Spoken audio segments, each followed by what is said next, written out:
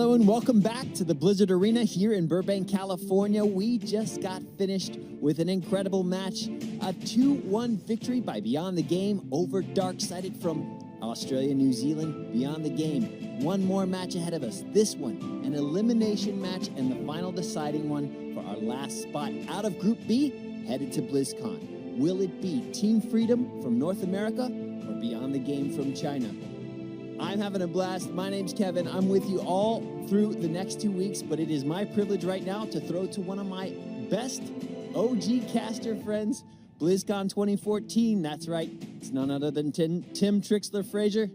Over to you. BlizzCon 2014. Back in the day with KJ, casting the BlizzCon finals was a good time, but now here in 2017, we are moving forward with a Group B. Fnatic came out, and while many expected them to get the #1 seed, they have done a little bit better than expected, but also, on the other side, Team Freedom pushed them to the limits. I am here with Gillyweed, Wolf, and Jayhow as we get ready for our last match of the night, trying to figure out who will be the #2 seed to go to Anaheim next week. Gillyweed, are you excited for this matchup? Yeah, I'm very excited for this matchup. Beyond the Game and Team Freedom, it's the rematch from earlier. I feel like we've gotten to see the evolution of both of these teams. Team Freedom on one side going back to their roots and drafting, finally bringing out the Diva as their series have progressed. But then BTG, it feels like every game they play, the synergy gets more and more online between these members from so many different teams. Now, before we jump into the match, let's go ahead and look at Group B and how far we progressed throughout the entire day. And Wolf, while we're going through Group B, what has impressed you the most about today? I feel like Beyond the Game's adaptations throughout the day have been really exciting, but I think my most exciting moment was just Team Freedom taking that game against Fnatic, nearly taking the series.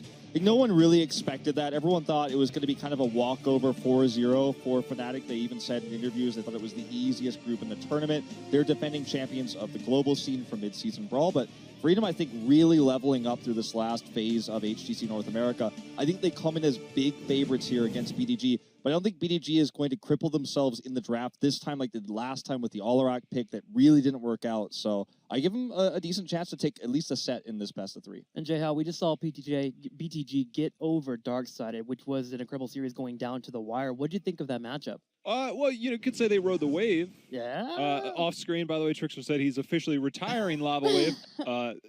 It's official. But BTG, of course, did take the game off. You could almost say that in that second game at the beginning of the day, the Zeratol pick might have come back to bite Team Freedom, who did end up 2-1. I don't know if we'll see, as you said, BTG's mistakes in drafts. Maybe Team Freedom learned something. They ended up going into that Task Tracer, things like that. So, BTG, I think definitely maybe they're riding some of that momentum off a wild series that we just had moments ago. So we'll see if that momentum does go forward. Momentum will be important for this team, and I think I agree with you, man. They are really starting to push forward a little bit more, coming together as a unit. That limited practice they've had so far is starting to become slightly a non-factor. They find these engages. They're trying to force these fights more and more. And if they stay with that style, can you see them taking Team Freedom to the wire? Oh, I think that they could come in and upset Freedom here. And it's really important for BTG that they do their best because CE has already been eliminated. That's one of the Chinese teams. And SPT, people are looking at that group as one of the potential groups of death for SPT to try to get out.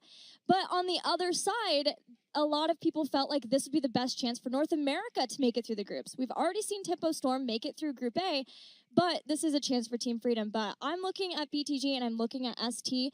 ST was one of the original members, and I think he's just picked it up so much. I thought he had very aggressive positioning when I was watching him in the regional. He's had to pick up things like more of the melee assassins. He was channeling his inner teammate Fish when he was playing Illidan, bringing in the metamorphosis, and it shows that he's leveled up and been more of a leadership role for the team. ST has looked great today, but someone else I want to call out on Team Freedom, Collusion, has been killing it, especially on the Lucio. Wolf, has Collusion done anything this tournament that's really impressed you? I really like the play they tried to make. Of course, it failed in the top lane where they sent Brightwing to jump in there with the teleport to get that angle. The ETC was stuck on the Punisher. We talked about, or sorry, on the Immortal. We talked about this a lot in that previous series. I think his support has been the key factor here, and Cure has often been empowered by him, and I think those are the two key members for this team. But I think about Team Freedom, I think about all the the growth that they've shown this year, and I think they're one of these teams that reminds me of the old guard, like Naventic, Cloud9. They're one of the newest North American teams, right? And they're the new era. I think Temple Storm is the last part of the old era in terms of North American heroes, and Team Freedom's is new faces on the scene, massive improvement. And I think for North America, it's a really great fresh air, a breath of fresh air is the words I'm looking for there for this squad. It's a breath of fresh air, but I would not put them at the front just yet. I still have questions about this team, and trust me, I love Cure. I've had a lot of time to talk to him. The guy is incredibly smart, studies the game. But I oftentimes worry right now after what we've seen throughout the first part of the day is the hero pool with the current meta. He loves melee assassins. Sonya, when that was banned out, he kind of fell back on some other options. We ended up with the Zeratul. He likes to play Illidan, things like that. But generally in our current meta, it's kind of like that secondary warrior, that bruiser style role. And I think against some of the upper tier teams, you know, the assassins that he plays, his play style might get punished. I mean, they did have a good series against Fnatic, but I think there were definitely things that stood out there. Well, I think we can't forget that Cure was also a ranged assassin player Yeah. before he joined the team. So he is still building out that hero pool that you said. Well, he's still developing, and there are a lot of questions, but only one question remains. Who will be going to Anaheim next week? Let's get started here. The best of 3 series. The first battleground of the day will be Sky Temple. BTG will be getting the pick here, which is something that Team Freedom is going to have to adapt for. Can Team Freedom pull off Sky Temple? This is surprising to me because outside of one minor mistake on that Tassadar pick, in their series earlier on the clincher of Sky Temple, Team Freedom was dominating the game. They were basically choking them out through temples at that point. The rotations are there. There was a little bit of hectic moments towards the end, but Team Freedom was in complete control about 95% of that game. So maybe we'll see the Task Tracer ban come in, something like that, to basically normalize it for BTG. I'm really curious on what their draft's going to be here on Sky Temple. Well, let's get started here. BTG and Team Freedom facing off on Sky Temple, the last match of the night. Let's see what we end up having for Cure as a melee assassin, as a solo laner on this map. Lanes very far apart.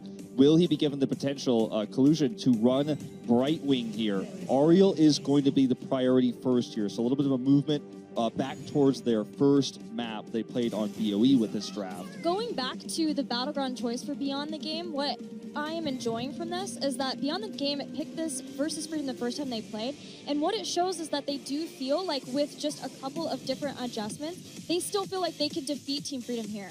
But I don't know if it's going to work out for them.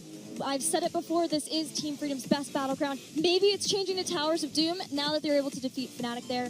But either way, Team Freedom are not going to be able to get the victory with Damesky's Genji, as that's been taken away by Beyond the Game. I really want to point out real quick, one of the cool things about the map Sky Temple was the ETC play the stage dives right, and that was their first pick last time they fought on this map, so already clear preparation, even though they had very little time between their last series and this one. Beyond the Game already prepared that ETC ban. I think that's pretty intelligent. It is, and I think one of the biggest things is by going into the Genji, going into the Brightwing, the Task Tracer is very unappealing at that point. Obviously, I'm not a big fan of the Ariel Tassadar lately in our current meta, but obviously going into a little bit safer style material there, and there's the Cure pick of Tahaka. Now, the thing I like most about this is they save that damage dealer. They also can flex into that double support who could potentially be Lucio. They don't have to early commit to it this far in.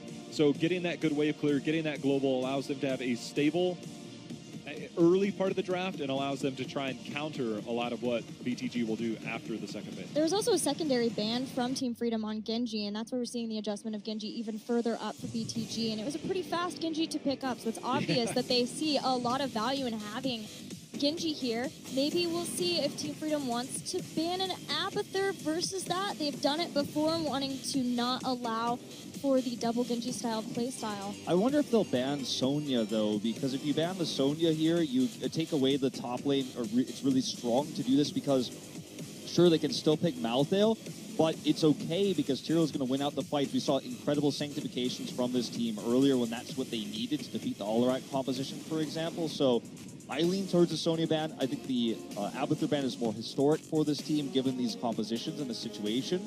But that will allow the Sonya pick for Beyond the Game as their solo laner. I actually might be a little bit against that because I actually think that with a Genji Brightwing setup, you're either forced into a pretty all-in composition because you'll have Sonya Genji going in with a potentially solo support Brightwing, and if you go double support, then you're really all in at that point. I don't know where I feel right now with the current melee situation on a Genji style, because I generally like to complement that with another backliner. But because if you go all in, if you end up getting like the Illidan, which we've seen some teams run things like that, and you really go all in, or even the Tracer at this point, this is we're hitting your back line and we're hitting it hard with this composition. Dive City Wow. here. Yeah. 4 beyond the game. Genji, Tracer, Tassadar, expecting a Murden for that final 5th pickup. Team Freedom will have to account that obviously here with the 4th and 5th. They're looking for a battery here. What battery can you pick for Team Freedom that can handle this push coming your way? Cassia. The only problem that I have with this current setup right now is that you look at Ariel, Tyrael, and Dahaka. Unless Dahaka lands a really good tongue on one of these, like, you are lacking that hard CC or the point-and-click CC, which would generally come out from like a Brightwing style, things like that. And I really worry if it is a Cassie, I think you get the blind out of that. The only thing is she's susceptible to that mage style damage, which is the Pulse Bomb or the Genji Dragon Blade, things like that coming in. Yeah, I think if you get Cassia Lucio here, it's really strong because, yeah, you have this solo DPS Cassia, she's good battery, but the Lucio play allows faster rotations and you can deal with that Pulse Bomb when you use Sound Barrier correctly. Can help you against the Dragon Blade too. I think they need a defensive tool like that to pair with the Sank. And that they're going to go down the Lucio path. Going to be Vala instead of the Cassia so that you don't get those blinds here. And that puts further pressure on the Tyrael in these team fights to mitigate that damage. You at least get better, I guess, auto attack style, single target damage that will help, especially if you can land those Hungering Arrows against something like Tracer, force out a recall, things like that. You could potentially, if you can land the tongue, get something in there, maybe followed up with Rain of Vengeance, but at the same time, you could also get good value out of Strafe against this composition. Yeah, what I see from beyond the game is a lot of different ways to get Brightwing into the middle of the fight with a phase shift. Yeah. And that's where I'm scared. Team Freedom, when they are concerted, has evolved throughout the day to be better and better with these type of supporting heroics, one after another, things to get through the initial dive. In that case, it'd be great. But if Brightwing splits apart Team Freedom and there's mass chaos, I feel Genji and Tracer are going to run rampant around Team Freedom. You saw it earlier. Yeah. That Infernal Shrines game, there was a minor misplay that was clutched at the end where you're just hoping to get in there, hoping that you can drop the beat in there, like as you're being pushed away from your team, you're completely isolated, like, I'm trying to save you. I want to get in there, but they were really, really good Emerald Wednesday. I'm really worried because they don't have a dedicated solo laner, just like last time they placed on this map. Because when you have this situation, it means you don't have anyone to put pressure on Dahaka, so he runs away with things. And eventually Brightwing will go there, yes, and she'll have the global potential to travel around. But you're going against a Dahaka who could teleport around the map at will, and not just teleport to teammates, but teleport to lanes to pressure with his brush talk ability. And you have a Lucio, which means that rotations to punish the Brightwing who does go to try to soak are going to be there. So that's my big concern with this comp. They picked the Murden, a strong tank pick here, but no solo laner. That's my issue with the comp for BTG. So we're looking at Team Freedom here to control the tempo of this match here if they want to get a victory, whereas we're looking at Beyond the Game to be aggressive and to really just put chaos into that tempo. Gilly, do you think they can pull it off? I think BTG can pull it off, and I think it's going to be more on the mindset of Team Freedom, honestly. Yeah. Team Freedom has seen and should know that no matter who they got in this match, BTG or Darksided, it's going to be a team who wants team fights, who wants to bring the aggression in. Team Freedom now needs to be the team on the other side of where they normally are, the team who is willing to be patient with their global, be patient with their macro play, and try to control the battleground. Well, with that all being said here, it is time to watch game number 1 in this best of 3 series. We're going to our casters here, and I let Claris go over there, so we'll see him there.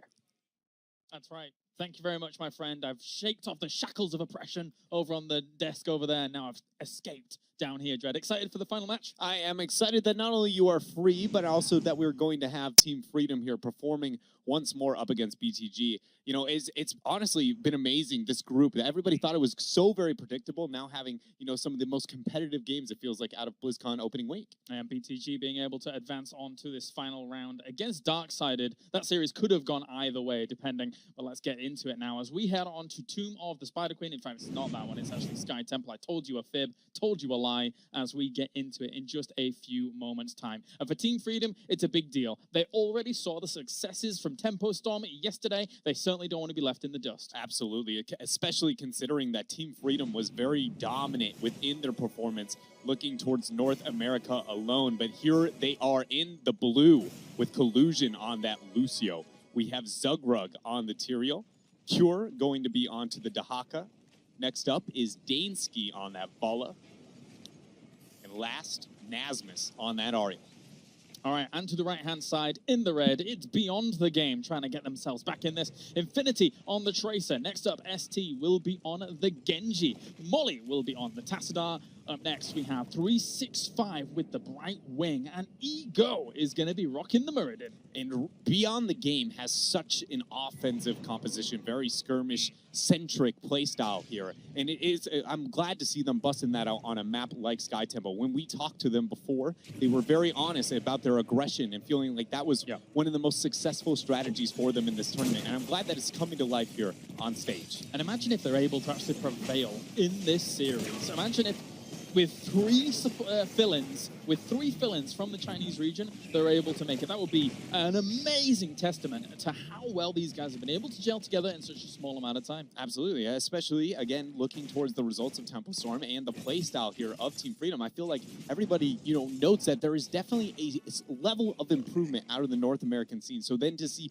Beyond the Game with this mismatch, group of players that they have managed to make happen and have that level of competition, it would be amazing. That was a very interesting dig, a brushstalker away that we saw from Cure there. Maybe looking to punish a Bright Wing, maybe slightly out of position, but was not to be.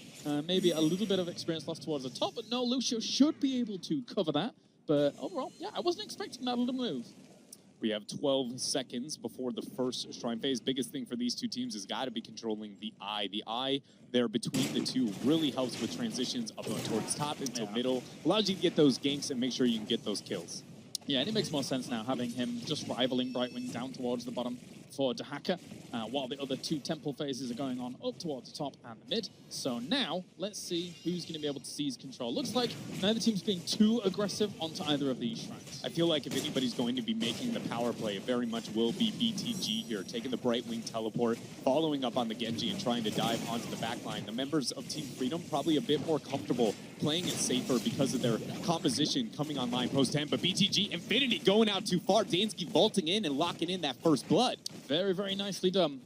Very impressive stuff there from Team Freedom. And that's exactly what they kind of want, to be honest with you, against a team that they know is going to be knocking on their door pretty soon when they get the opportunity to. Any little edge you can get with some of those kills. Muradin will die up to the top as well there, as we saw in our picture-in-picture. So very, very clean stuff to start for Team Freedom. Yeah, very good transitions for them to be able to capitalize not only in the mispositioning early on onto the Tracer, but then cycling two of those members on top, collapsing onto the Muradin left alone. Everything here is working out for Team Freedom. They are showing why Sky Temple was a map that they really stuck to, well, again, in that climb in the North American scene. And pressure keeps arising. That was another attack in the middle.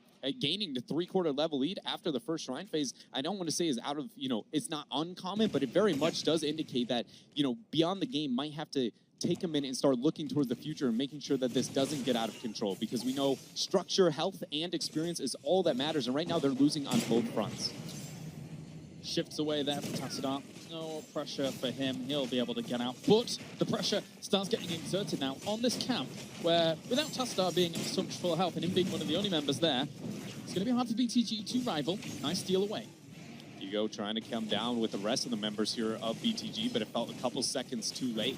Giants will be cleared up there, but it leads to a lot of damage onto this bottom front wall. Again, only furthering this experience advantage before the secondary Shrine phase. Very good stuff. The night camps up towards the top have not been captured just yet. They'll be wanting to capture those in maybe the next, towards 50 seconds later than where we're at right now, so they can sync that up nicely with the bottom temple phase. And everything else just kind of calming down. But still, as I say, that one level lead for Team Freedom. It is in a situation where I don't want to necessarily call it a breaking point, but definitely a high impact moment is going to come to life here for BTG. I mean, getting the well down here alone for Team Freedom is great. Yeah, it sets them apart when it comes to that skirmish. But ultimately, I feel like because their globals don't necessarily win, wait a minute, a lot of pressure up on the Cure. Going to have to pop the essence. He does have a burrow. He's okay. He's going to be just fine. Healthy little dino there.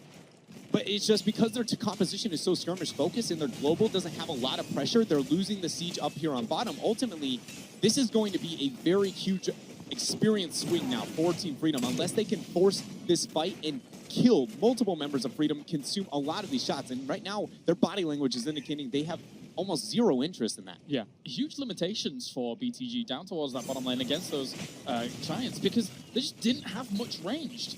Tracer, even who doesn't really have that much range herself, was sat in mid lane just kind of soaking things and getting it done. At least they get this fort towards the top, which is a nice start for them to kind of find some momentum back.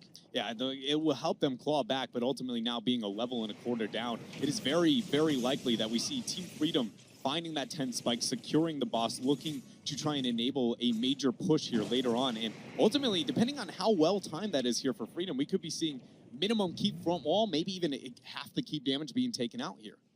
Level 10 rapidly approaching here for Team Freedom. They're going to start using this night camp to the top after the temple phase, which is a bit more uncommon, but I suppose things did time out quite right for them. They realized they were getting so much value down towards the bottom. Why on earth would you come up here and try and like sacrifice that? I completely. Team Freedom here. It is really interesting that it plays so very different. Wait a minute. A lot of collapse here on Akira. The members of Team Freedom didn't even rotate up. Maybe he's confident he can survive on his own. Not feeling like that's going to be the case. Polymorph is going to be able to seal the deal, and the members of Team Freedom focus onto this boss. Okay, so already Tassadar and Meridian are there to rival. Losing the opportunity for Dahaka to burrow down means that they're going to abandon that, even though they have the 10 advantage, which is fine. You know, don't want to kind of risk that position. 4v5.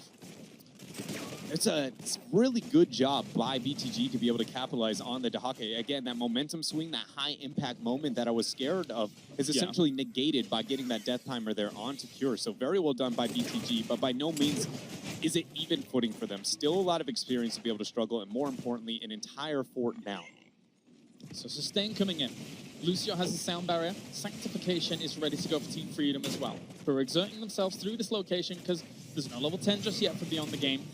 Happy to take away the Giants to get things rolling. Right wing on top, trying to secure it. The Giants picked up for Team Freedom. No initiation here for BTG quite yet, as Infinity trying to secure the dismount. Looks like they're just going to walk away, and BTG is just going to clear up these Giants. Ultimately, Freedom here, they are making a lot of plays and trying to apply the pressure. Now Molly possibly getting caught out. Look at the dimensional shift. Steady and patient, the shift came out. Here comes Archon as well. Dragon Blade's going to work on the backline with that big rain of vengeance coming down. Crystal Agent has already been popped. That will take Genji down to start off this team fight. And the members of Team Freedom now aggressing further onto BTG. The silence is dropped. 365, quick to follow up. Zugrug drops the Eldruin's might, but with 3 seconds remaining onto these shrines, they back out, take the boss, and the world is theirs. Perfect stuff, and an isolation on the way out for good measure, because if there was any sort of turnaround for a Mirrodin on that backside, absolutely no way. Team Freedom covers their bases, goes to boss, says thank you very much. And it should be highlighted that ultimately 365 had kind of an awkward Emerald win there. I don't know if it was a fat finger or a misinterpretation on how he wanted to properly be using it, but it was essentially a tool that gained very little value into the team fight. And if maybe later on BTG can properly get the value out of their Emerald win, I think the team fight will look a lot different than what we just saw there in that skirmish. So they're going to have to look for more opportunities down the line. Ego and Molly do not want to be sitting up here. They're going to abandon that fort, that bastion of hope up towards the top. Meanwhile, there is a little bit of pressure down towards the bottom, but Dahaka gets away just fine. So, Dread, overall, looking at the state of Beyond the Game, with that boss pushing down at the bottom, with Team Freedom shoving their pressure up towards the top as well, where does BTG try and find some sense of stabilizing? It looks like their decision-making may be over this night camp, but ultimately being down to 13 talents here, I would like to see them try and wait out 13 into 15 fight. Right. If you don't feel confident that you can get that level of initiation, which ultimately BTG has yet to really truly get the initiation they want, they've been focusing on Cure, so I can see them maybe not able to rely on that one level window. I would like to see them then take down the 13 talent tier. That is the safest talent tier to be able to take down these disadvantaged fights. Collusion all day has been a menace on that Lucio. People keep letting him have it, as we're seeing once again. 365 coming in with the Bright Wing as well, looking for an opportunity. Dives forwards just a little bit here, pressuring, but Team Freedom wants none of it. Able to get a dismount. Cure not even threatening a brush stock there. I thought with the aggression of BTG past that night camp shrub, and without that 13 talent tier, we would see Team Freedom kind of turn things up, but they feel comfortable just sticking with what they know, absorbing all the experience onto the map, and just looking towards those later fights around those shrines. And very unfortunate as well for Beyond the Game. They're not 13 yet, so they can't go and rival the one place where they absolutely knew their opponents were going to be. The only objective remaining. Yeah, it's kind of funny, you know, when looking at competitive heroes, like there are these windows of opportunity, obviously, and that they can so quickly that you can have it, well, ultimately there's nothing to be able to fight for. Right now, BTG may look to try and force this without the 13, even with the giant camp up on bottom. Ultimately, they sniffed it out, but it doesn't look like they're going to try and aggress further. All right, pushing through the middle now. Storm and see what they can get done, but that giant camp down towards the bottom still will continue on. They want themselves 13. It's becoming a bit of a nuisance there. It does now trigger. See what Team Freedom can get done. Meanwhile, they just don't really care about the fight a whole lot at the moment. They're just waiting for the temples to come back up because they know they have the structural advantage. Yeah, the one thing that I would like to see out of BTG, I almost feel like maybe it's a bit too late for it, but ultimately is to put less emphasis on trying to kill Cure in the side lane. They have a very skirmish composition, but trying to bring that into the 4 versus 4s. Genjis and Tracers do absolutely amazing when it's not a full 5-on-5. They're good in 5 versus 5s, but they thrive in those 2v2, 3v3s, and just trying to gank onto Cure. I mean, it's a Tahaka, one of the best solo laners in the game for a very good reason, his survivability. Ego missed a Storm Ball, can't really follow the engagement up off that. Unable to get that follow-up here, and with the 16 talents you're closing in, Beyond the Game has to force now. They need to make this play here. These shots are only going to secure more and more experience. The bottom keep already almost dead here for them. This is the moment if they're going to be able to come back.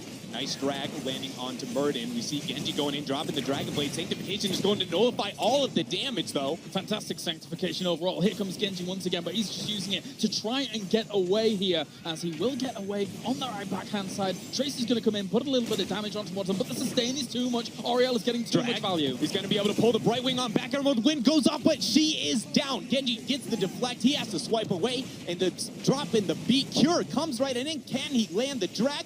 Not even going to be necessary. They find the Tracer. Murden gets the Dwarf Toss, and Team Freedom go 3-4-0 in that fight. Team Freedom fights for the flag. That was brilliant stuff by them, just to control the fight the way that they did. And with those 3 kills, nice keep. Nice keep. It's going to be a really good, solid pickup for them. And we haven't even highlighted the fact that 3/4 of those shots still remain. It is very likely if they, as we see, Cure already going to secure those for them, the remainder of Team Freedom poking their way up on bottom. This is very likely going to be a minimum double keep play for themselves.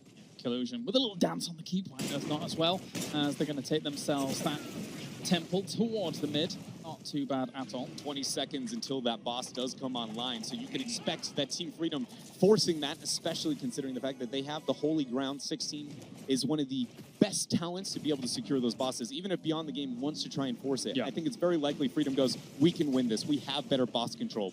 But there's always the Brightwing factor. Absolutely. Opening that win condition up down towards the bottom, as you're mentioning, means that you basically put yourself in a 85% chance to win on that push. I'm going to break that down there. 85% chance. Yeah, and there's a very, very clever play being set up here for Freedom by having the double giant rotation. It is going to draw aggro out of the members of BTG, and that they could kind of stagger and start out this boss and force to split the hand here of BTG. But it looks like instead, again, focusing on trying to kill Cure. Let's see if they're successful this time.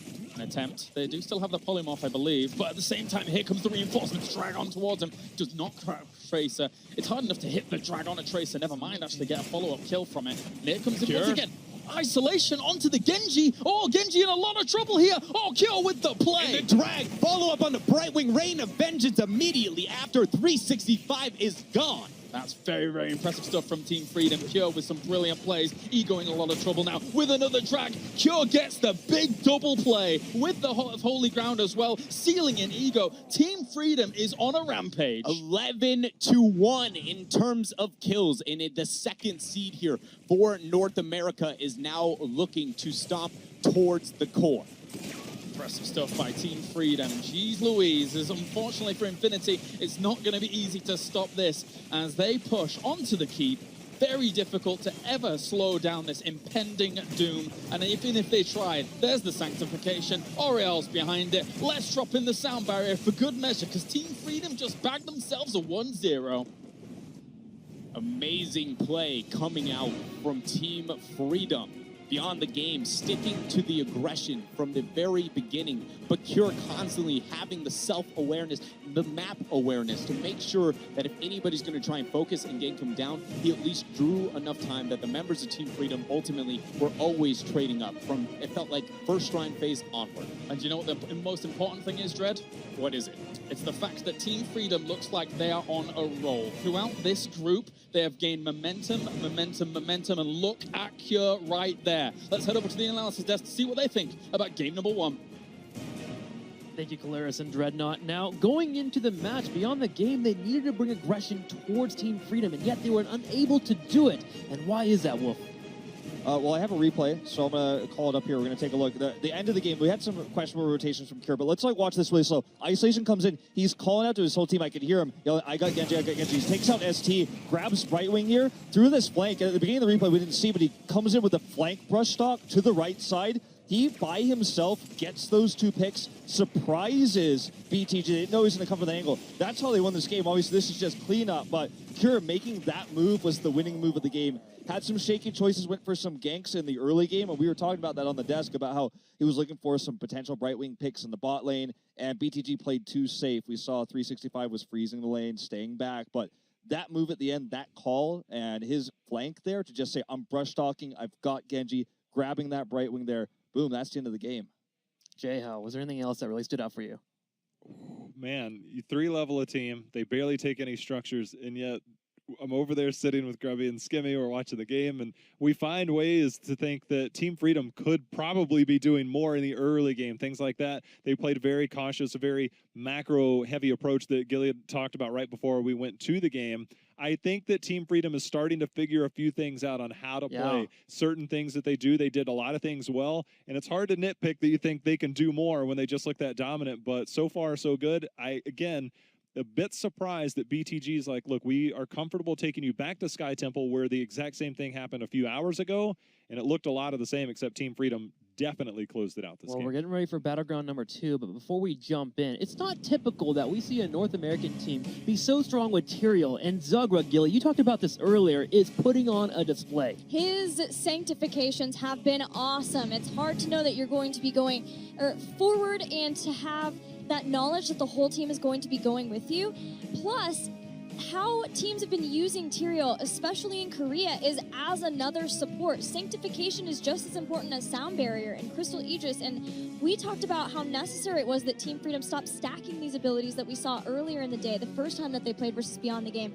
And guys, we saw some perfection in how they were synchronizing those abilities. There was the one time that maybe they didn't need to use the Sound Barrier at the very end, but it's the point that they used them all one after another in perfect synergy to make sure that they made it through whatever damage Dragon Blade and Tracer could bring to them. Yeah, and when we're talking about comps that they're running into Tyrael in, this is now, of course, our 4th game of these teams we're talking about here. This is game 5 going to Towers of Doom, but in the 4th game, it just feels like the understanding for Zugrug as to when the damage is going to come out is not only so perfect that he uses his Tyrael shields to buy time, and it's in the apex of the Dragon Blade where everyone's half health, 1/3 health, Yes. like this is when everyone's going to die. That's when he plays it down. During the Sank, everyone heals up from the Lucio, amp it up, and it's just right after that Sound Barrier. It's like, how do you break this team that's got such good defensive setup? And I think you banned the Tyrael. But guys, We were talking about this. You wanted them to ban the Tyrael, and I told you Team Freedom didn't play Tyrael in all of Phase 2, not even Part 2, all of Phase 2, and he just pops in and is like, guess what, guys? I'm a Tyrael god now. This is such a It's smart insane. adaptation. I really like this. Taking away the ETC, I think, is another good call there. It definitely forces Team Freedom onto something. And I say force, have we seen them on Murden yet? For Team check back. For Team Freedom. Freedom, But not in their previous series against BTG, they did not. Yeah, and so it kind of takes away the Tyrael. Generally, they would go into the ETC as kind of that first pick fallback, first rotation. Instead, they prioritize the Warriors at this instance. Obviously, that's not the only thing that Freedom can play. They got here for a reason, but we haven't seen the Murden yet. We see the Ariel taken away. We've seen a lot of Lucio also played by Collusion. It seems like maybe they're going to focus a little bit more heavily on the comfort picks. Yeah, certainly. It feels like it's a Zugrug kind of target draft here. You take away the Tyrael, you take away the ETC, and Murden, I did just check. I believe he has been played by this team 0 times in today's group. So now you can see for one of the first times as well, Team Freedom is burning down that time bank without any lock-ins. It feels like BTG has certainly started to figure out what's the best way to draft, but they are willing to bring the Murden in. Yeah, this has always been. It's always been a strategy that Team Freedom has employed, is when they draft Zugrug early on, things generally go better in the favor of Team Freedom. And it's not, like you said, that he can't play a lot, that he doesn't have a big hero pool. It's just that they kind of devise their strategies based on what Zugrug is playing and how they're going to be engaging. So now they have Muradin and Abathur. They're bringing Abathur back to Towers of Doom. But beyond the game, it brings back Genji. It brings back Genji. Dahaka's taken away. You've got Abathur. There's a lot you can do with Abathur. And I really feel like what we've seen out of the first few days here, Sonya might be a priority ban target if you're on the side of BTG to try and keep that away from Cure, because a Muradin Sonya style with an Abathur hat on either of those heroes is a pretty terrifying combo. Well, last time we saw Kier actually pick up the Lucio, or not the Lucio, the Leo. Instead, the Leoric coming in there and using an Abathur hat as well. I was actually wondering about a Lucio ban. Do you think it's warranted here to take away Tyrael and Lucio, who has been a powerhouse duo for Team Freedom? I think so. You know, you have the ability to then finally make these Dragon Blades worth their weight in gold. I think that's part of the reason why the Uther ban comes through here. That's the concern now for Team Freedom. We don't have Tyrael. We might lose Lucio. Let's at least make sure that the Uther is going to be gone so that Genji can't have that extra protection himself. They don't have a Tyrael to work with, so I think now you have to take the Lucio. It's available, and Team Freedom is going to be happy about that. Will it be enough is the question. And what do they bring in as their solo laner? It's been Sonya and Leoric, as you said, pretty much exclusively tonight. I would... They ran it earlier. I prefer a little bit more damage-centric, especially against this style, right? Obviously, you've got ETC Dahaka, 2 prime targets to just drain the life out of them with Leo. But I really feel this is more of a brawl style when you've got BTC Dahaka, especially the Genji coming in. You land that Poison Spear on a Genji that comes in, gets out of position. Yeah, it's rough. Guys, we still have Brightwing that's available. We haven't seen much Brightwing. I know that is a hero that Collusion has and is more... If you actually watch him play Hero League, he plays a ton of Brightwing. They opt with Rhaegar, though. Rhaegar and Vala. Starts to feel like solo support. Obviously, Abathur's somewhat of a pseudo support here. You know, you can't really fault them for this with this draft. There's no Tyrael against them to shut down the heroic, of course, of Malthael. That's still a possibility for them. Brightwing, Kharazim coming through here as the answer. So it is going to be Infinity on that Genji, kind of solo DPS. Is it enough damage? I think it might be. Without the Lucio here to mitigate those Dragon Blades, it certainly could be a bad time for Team Freedom. But is there a reason why you can't go for the Lucio as a 5th pick here? I mean, you have Abathur who can hat both the Vala, even use Ultimate Evolution there, and Muradin as well. They have options here to respond with a second support, even though they have the Abathur. You have Abathur here, and obviously he can do something against what Dahaka is going to push with, but I feel like if you don't have a strong solo laner here, like a melee solo laner that can go toe-to-toe with Dahaka, or in Sonya's case, win against Dahaka, you're going to fall behind in the rotations, because not only do we have the Dahaka, you have the Brightwing as well. So macro, you're going to lose Bell Towers. That's what I'm worried about. What about Arthas? Do you like Sonya better than Arthas still? Yeah, I think so. I mean, Arthas can shut down a Genji if he hits the Howling Blast, but Arthas isn't going to fare as well in the solo lane. So I think there's arguments for both, though, absolutely. Well, we're about to see here what will be the final pickup here for Team Freedom against the solo Genji double support, double tank. Back to Leo. It's Leo once again here. It's very reminiscent of their draft earlier. So, and they had lots of different options this time. Last time when they picked Leoric, it felt like they had been drafted into a hole they had to fill with Leoric, and it didn't feel like it was the most optimum pick for them. But obviously now, they're liking this Leoric Abathur. He's got the hat. He could go in there, keep it going. They've got the extra damage on Spike Burst. It made it happen. It may happen here. Well, before we... Oh, I'm sorry, one more there's thing. something to consider. Some of the regions have been doing this from time to time, and especially now you're dealing with the Genji style. Who's the most vulnerable in this situation? It's the Rhaegar on the backside. We've seen some teams more than willing to clone the Rhaegar. Oh, yeah. Yes. You get all the lightning shields in there. You've got that backup healing. You sustain through that. Plus, Rhaegar is the most offensive-oriented style, especially when you get the lightning shield and a little bit of extra damage there. So don't sleep on that as well in these team fights. I think the key factor here is going to be Infinity's Genji. Can he actually get those kills with the Dragon Blade, and can they survive through? As I think that goes back to the argument for the Rhaegar clone. You survive through the Dragon Blade, there's not a whole lot of other damage in terms of burst on this team. You win the longer fight. So I think that's really going to be what determines this game in team fights. Well, before we potentially go into what might be the last game of the night, let's play a game called Who Wins the Draft? I'm going to go with Jay Howe at the very far left. Who do you think won? Who do I think won the draft? I don't know. Who do I think is going to win the game? Team Freedom. Yeah, okay. Wolf, how about you? I think that BDG won the draft, to be honest. They have 2 globals. They have a strong solo laner. They have ETC, who could also potentially be a global, is good interrupts for the comp of Team Freedom. But I think Team Freedom is riding on a high right now. Kira had that fantastic moment at the end. I think Team Freedom will take the game, but I do like the drafting style of Beyond the Game. Playing to the team and knowing the team is hard to say for BTG, but for Team Freedom, seeing what they did versus Fnatic, I feel like it's Team Freedom. Well, let's go ahead and move to Colaris and Dreadnought, who will bring you the action of the second game. Thank you very much, gentlemen. I think for me, I feel a tall task here for BTG, as they have a comp that needs to keep Team Freedom at bay unless they want to actually fall out of this series. Absolutely, and we already have seen what they've been able to do with this Leoric Abathur composition, controlling the bottom half of the map in their series earlier today. So very much it is BTG here needs to prove themselves, you know, not only to if they're going to survive in this tournament. Let's head into Towers of Doom to find out if they can survive or if Team Freedom will wave that American flag high, getting in to the next map. Map number 2. Team Freedom currently leads 1-0, Dread. Did you know that Team Freedom actually is 3/5 Canadian? Yes, I did. And yet the American flag is that we're going to be repping? I'm sorry, I just had to drop that one there. Actually, I don't even know if it's 3/5 anymore. I believe it might be 2/5, but ultimately, they got a lot of those Canadians there. Either way, Team Freedom in the blue. We have Cure on the Leoric. We had Murden, played by Zugrug. Collusion was on the Rhaegar. Dansky on that Vala. Again, Nasmus on the Slug Abathur. And to the right-hand side, in the red, it's going to be Beyond the Game. Infinity will be rocking the Karazim. We have ST on the Dahaka. Next up, Molly on the Genji. Up next, we have 365, going to be on Brightwing. And finally, to round things out, Ego is on ETC. And so you and I were talking a little bit as we saw the draft going through about this melee-heavy compositions that have been so very common within this meta, but how it changes in dynamic considering the map and ultimately the mule opportunity here for Team Freedom. That's very true.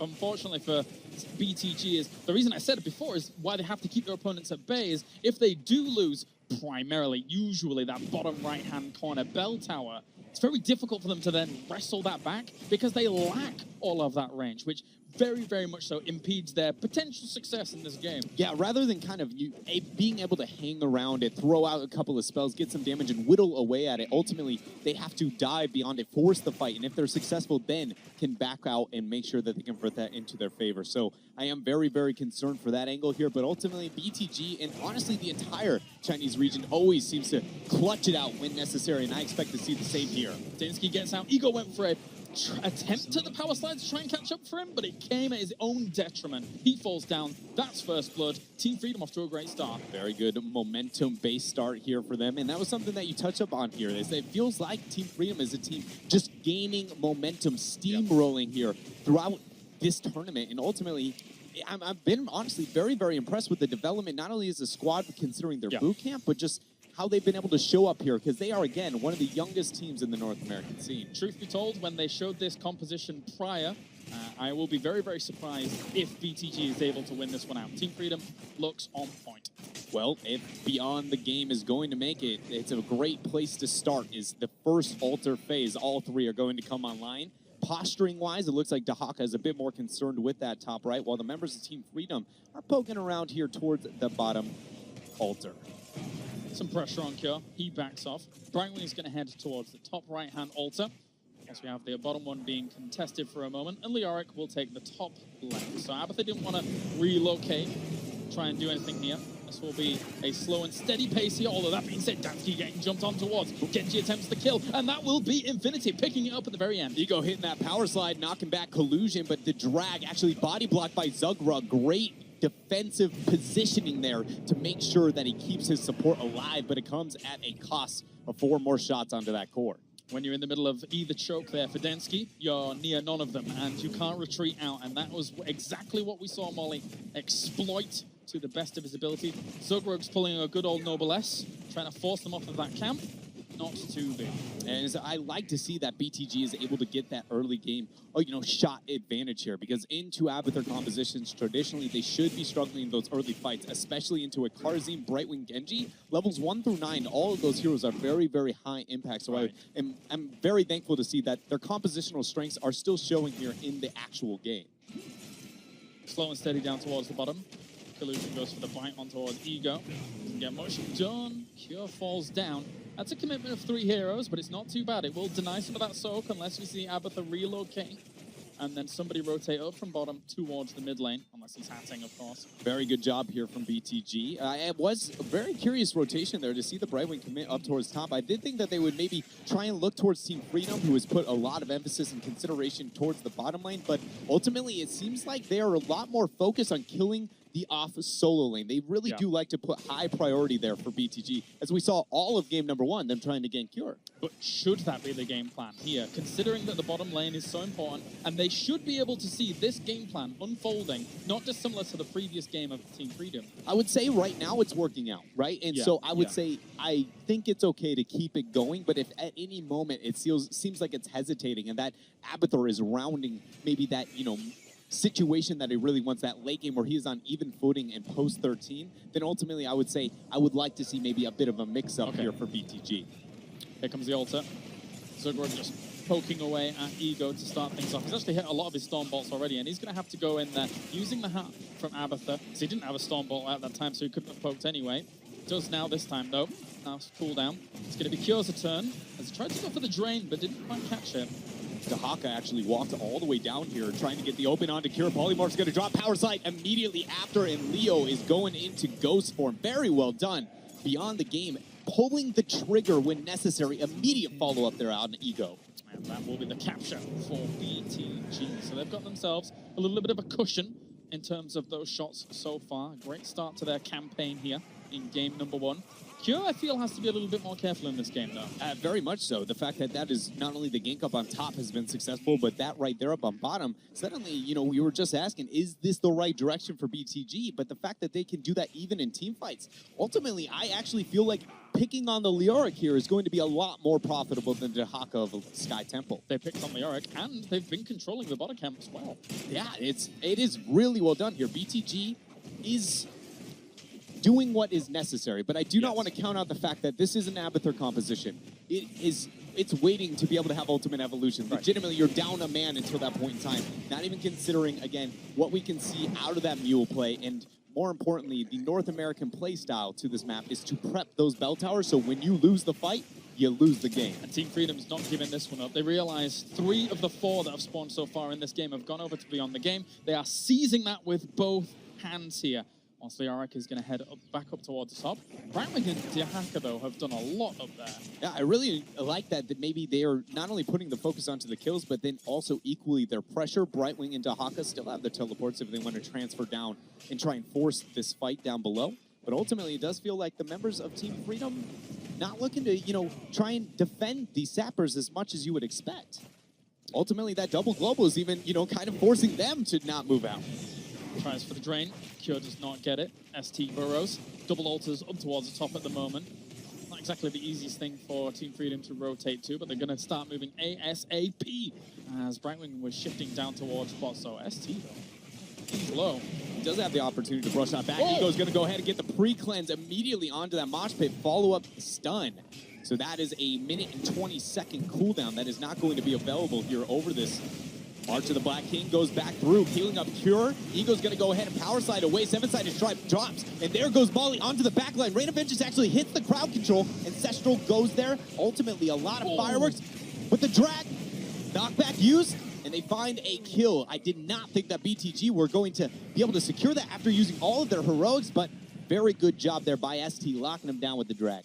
Very kind of scary and tense moments there for a moment as BTG actually managed to push on towards their opponent's altar, grab this as well. Team Freedom right now seems in no man's land. Even though it was just 1 loss, it was Muradin, a very important component in those team fights, and thus also being able to hold on to maybe an altar up to the top. Yeah, it was a very kind of interesting team fight for both sides of the table and how they wanted to approach it, and maybe the thought process going into it, but ultimately BTG was the team that was able to respond properly. All right, we have this going down towards the top, bottom here as Team Freedom seizing both of these camps mean they can eventually try and execute their master plan.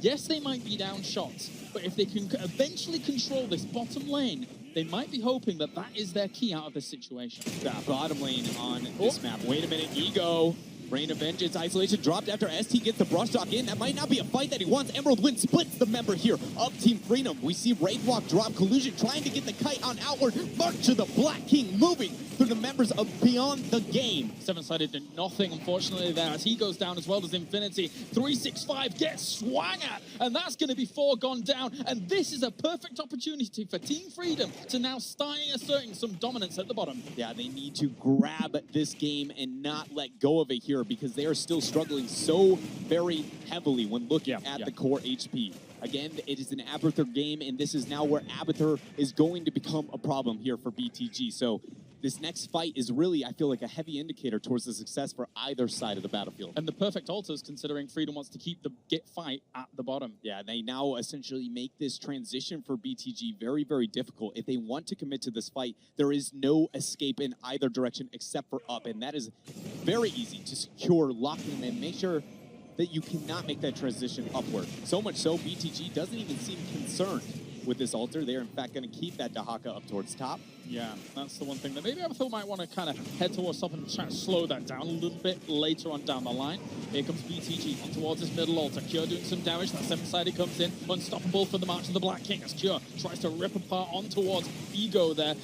ST is trying to put pressure on towards Dansky. Here comes Infinity as well. Dansky very low. And Central Heal pops at the last second. Ego, though, is looking to move in. He has the mosh pit opportunity. Team Freedom's going to clump up. He hits the two-man mosh pit. Damage going through and death on both sides here. But it looks like BTG is going to pull ahead, locking down 2. Molly with the value on that Dragon Blade as well. That's a brilliant little stunt coming in from Ego. The drains aren't from Cure there, so they only took 2 down during all of that chaos that ensued. But there goes a third. BTG has life yet left. Sadly, Leoric actually will be able to Wraith walk out there and have life for himself here. But now we need to be looking at what BTG does with the map. They've got to find a way to get these bell towers back into their favor because capturing this, it's nice. It's a silver lining, but ultimately it is only 3 shots. They are not even getting the standard that you would expect here for Towers of Doom. So Team Freedom, as much as they did gain themselves a lot of that control down towards the bottom, look at the situation down there. This is by no means over just yet. Team Freedom has experience advantage, and they still have that bottom bell tower. Ultimately, if you were to gauge one over the other, what is more valuable? Should you be relying on your experience or your... Hold up there, Cure after that power slide, but look at that March of the Black King healing. Yeah, the value off the back of that. And because they didn't kill with that with the Sapper camp now, if Team Freedom camps here for a little while, as well as maybe trying to address the problem of Dahaka up towards the top, they can happily heal that back up with that mule value and keep the fight still in spot. I still find it amazing, Caleris, that a talent like Mule, so situational, so very rare that in the freak cases, like at an international stage on Towers of Doom, how high of an impact can it have? I adore it. The fact that it almost never shows up, but when it does, you're like, how do we stop the Mule? Yeah, the value. And the range game is coming into play. We spoke about it at the very beginning as BTG have left kind of almost a hole in their composition, but they're accounting for it very nicely, which is putting pressure onto all the other bell towers while it's going on. I'm very surprised that Nasmus feels comfortable sitting with that Abathur hat up onto middle there, especially with the Genji. Just took a little bit of vision and very easily would have been a kill, but ultimately he figured it out, dropped the hat, pulled back. Sappers escorted up onto bottom. Ego looking to want to move up, but he's not comfortable all on his own. One small thing that could have gone wrong. Imagine if Peekaboo dropped. Yeah, and that's all it would have taken. Hello. Peekaboo and immediately see the kill there. BTG, though, did end up prepping that middle bell tower, not wanting to move and get the conversion quite yet. It would have secured them the 16 talent here. Ultimately, I feel like this is playing for a late game that may not exist. Interesting decision-making here, but the channel attempt for Leoric is going to be real. And we see Team Freedom picking up the top left as well. 2 for the price of 1. Team Freedom tries to catch up like this, and look how much value they get from those 2 turn-ins compared to the 1 because of the strength at bot lane. This is just... Am I missing something with that middle bell tower? To back out of that bell tower would have gotten them the 16 talents here, and now it has the opportunity to Mule all the way up. You are not missing it, especially since Mule. It's a bit...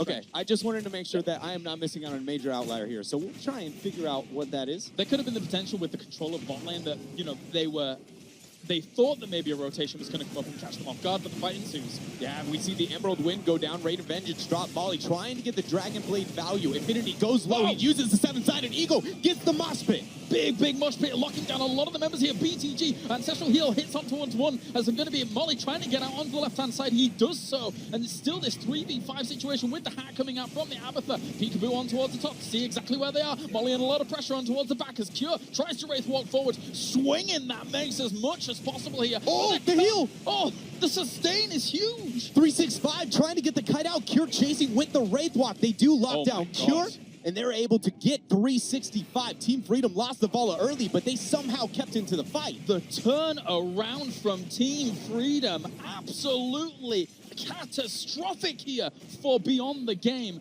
And with the strength that Team Freedom has down in the bot lane, having won that fight, Beyond the Game has to be sweating. They very much have to be. So, wait, I just want to know what is going... Let me interrupt you, because let me remind you how many shots Beyond the Game had in their hands.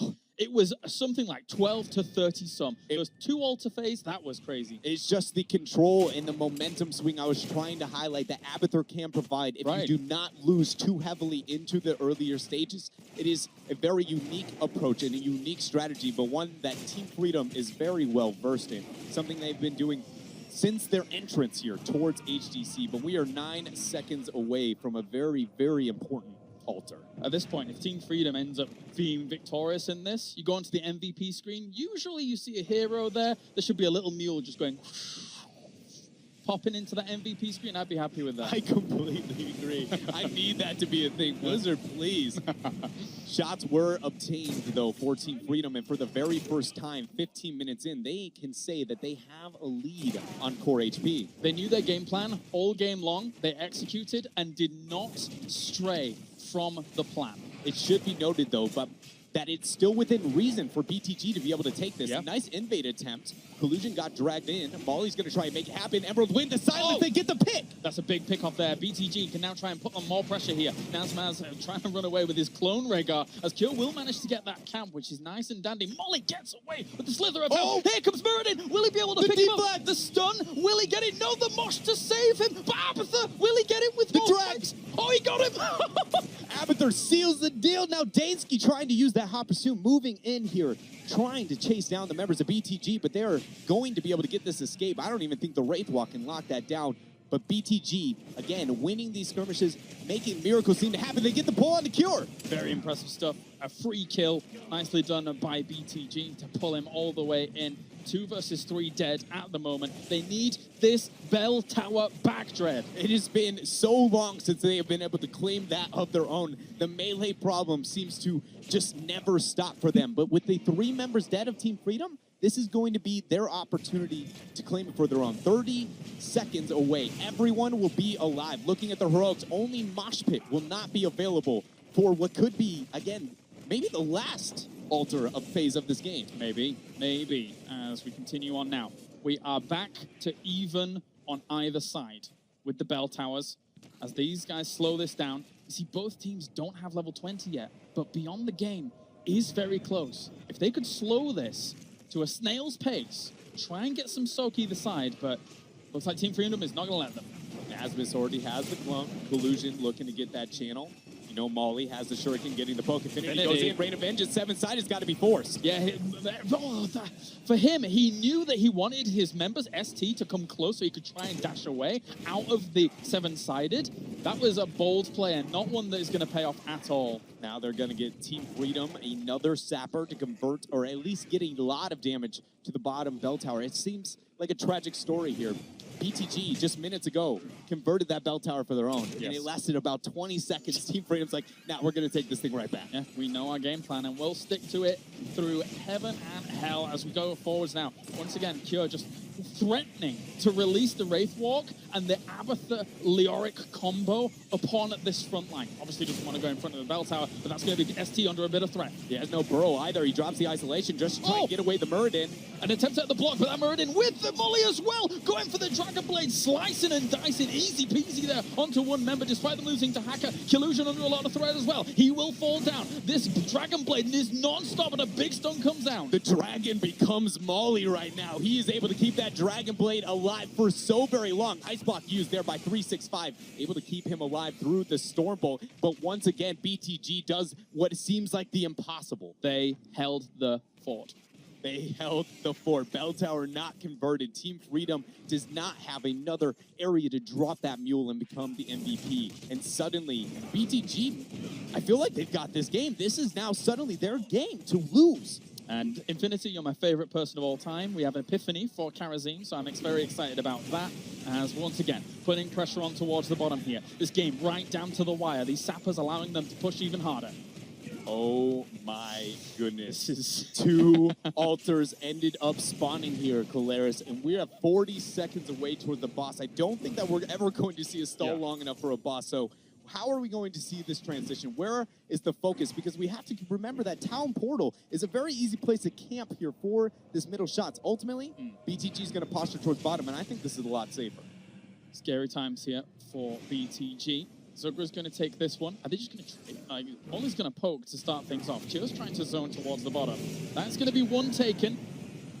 And the shift in, 6 against 4 at the moment. As Infinity under a little bit of pressure manages to get out. He has plenty of dashes available thanks to Epiphany. Phasma's there with the clone again. Going to go in on the Rhaegar collusion. The real Rhaegar starting the channel. Nice zone from Cure. And it looks like BTG's unable to stop this. More shots onto the court, leaving BTG down to just 1 HP. Remember, of course, we've been seeing Cure as well as Nazmaz with his Abathur be a very potent combo. Now with Death March, Lyric is very, very scary indeed.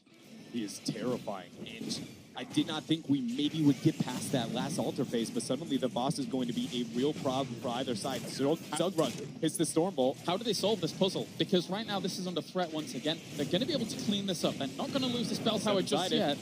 Puts a lot of pressure on Akira. To solve the puzzle, I think that they're going to have to dive onto collusion with this Abathur clone still being on cooldown, using the Epiphany and really just putting way too much damage into collusion for him to be able to survive. Continuous wins might be an idea as well. Just to be able to try and separate some of these guys up. A teleport in on maybe a Genji, trying to separate them up. That could be the play. But at the same time, Zugrug and Kira at the front holding on to this camp with them. Boss Pit's available, and there's no... Ultimate Evolution just came back online. It's going to be dropped. Infinity goes in. Eagle goes for the Mosh Pit. But that was a great cleanse to start things off, but it wasn't enough there. Continuous wins. I think this is going to do us so much damage. But all the AoE damage coming out as well there from Team Freedom. This could be their key. This could be the victory that they need as they rip them apart. That's going to be almost a full team wipe with the Burrow for good measure. But Beyond the Game gets absolute team wiped. And that is Team Freedom buying their ticket to go to BlizzCon. They take no hesitation to move up, take out the Headless Horseman, send those shots down to BTG's core. Very impressive performance here from Team Freedom. It's almost Halloween. Why not finish it with the Headless Horsemen as they march on? Team Freedom there. The 2-0 victory bags themselves a round of 8, and they've got to be pleased with that one. Yeah, you absolutely. I mean, you have to be. They are just going through this momentum wave that we were talking about earlier. It just feels like Team Freedom, when their backs were against the wall a little bit, they collected themselves, they thought about what they needed to do, and more importantly, they were able to execute that, to translate that to actual action. They were so behind in that game, but as we mentioned, time and time again, they didn't stray from the plan. They knew exactly where their strengths were and where they lie. Thank you very much, Dreadnought, as we head over to the analysis desk. Team Freedom, 2-0 against BTG. Team Freedom will eliminate Beyond the Game from the tournament, but boy, what a way to end the day. An absolute nail-biter, Gillyweed. Yeah, BTG were fighting for their lives. It's hard to see them go after coming in, joining up together, having these sub-players, and bringing the fight like they did. They put up more of a fight than Fnatic did on Towers of Doom. And Wolf, I know you wanted more of a... you wanted that game to go to BG. You wanted game 3. Yeah. I don't think my heart could have taken game 3. That was the best game of the tournament so far. I think this was the best series of the tournament so far as well. To me, I felt like we saw adaptations on both sides. The Tyrael ban was like one of my favorite things we've seen in the tournament, just taking that away. The Dragon Blades were really good. And at the early game, I didn't believe Freedom could take it. I thought we were going to game 3 for sure. But I'll also tell you guys, honestly, I didn't know what to expect from this team coming into this tournament. but the evolution of the team and how many heroes they can play and how defensive they can be against really strong compositions, I think this team is one to watch out for in the round of 8. Speaking of evolution, there was an Abathur in that game, and when a fight looked lost, a Leo and Murden are like, well, wait a minute. What if we just get hatted by Abathur? And I'm up there, we're sitting there watching that. I'm like, I cannot believe they are turning this fight. That was one of the most clutch moments that in any other composition that doesn't happen, and the game looks totally different. Are you talking about the solo mosh? No, the Leo Murden. The Leo moment. Murden on that bottom the right. 3v4? Yeah, just like, all right, I'm just going to stand here, and you know what? I'm going to heal up. Healing static. You've got the spike burst heal at 13, and Murden just squatted there, and he's like, try me, right? Well, enough from us. Team Freedom is currently on the stage with Kevin, Cloak, and Johnson. Let's go hear from them. Thanks so much, Tim. That's right. I'm here with none other than Cure from Team Freedom. Cure, what a crazy way to finish out that match. Your play was exceptional in both games, both on Dahaka and Leoric in Game 2. How are you guys feeling right now? This must be a huge relief. Yeah, it's pretty crazy. After our first series, we didn't really expect to lose that map. We kind of threw it. We're feeling kind of down. But the series versus Fnatic, taking a map off them, going all the way, it was a big confidence boost for us, and we just decided to come in here and close it out on the 3rd series. Now, Cure, your story is kind of exceptional this year. You took a major victory in Heroes of the Dorm, Las Vegas with UT Arlington, and now you found your way all the way to BlizzCon. I want to hear a little bit about what that's like for you as a player. That's 2 major tournaments under your belt in 1 year, one in the amateur scene and one here in the pro scene. What is that like? It's pretty crazy. I never expected to make it this far in the pro scene. After Dorm, I was just like, yeah, I guess I'll go pro, maybe test the waters a bit. And now here I am only a few months later in a role I'm not that familiar with on the biggest stage for the game. It's pretty surreal. I still can't believe it. Well, it is well earned, my friend. You've got 1 week to prepare for BlizzCon. How are you guys going to spend that time to be the best you can be on that stage? We're going to play a lot of Hero League, a lot of scrims. The thing I told my team before Game 2, I was like, you guys know that there's only 8 practice rooms in Anaheim, so we can either be depressed for a week or we could be grinding for a week, and that riled us up. That's awesome, man. That's a great attitude. All right, well, good luck with your preparations, man. All the best. I can't wait to see you at BlizzCon. All right. Just like that, guys, Group B wraps up, and we send another team packing. Look at this. Team Freedom joins the BlizzCon bus along with Fnatic, MVP Black, and Tempo Storm from Group A. Meanwhile, Dark-Sided from ANZ, along with Beyond the Game from China, have to pack up their keyboards. We're not done, though. We got 2 more groups to go over the next 2 days, Group C and Group D. Same time, same place. That's 11 a.m. Pacific tomorrow morning here on Twitch TV/BlizzHeroes or over on BlizzCon.com. Please do join us. On behalf of the cast, the crew, I've been your host, Kevin Michael Johnson. Thank you so much for joining us. Hope you have a good night, and we'll see you tomorrow.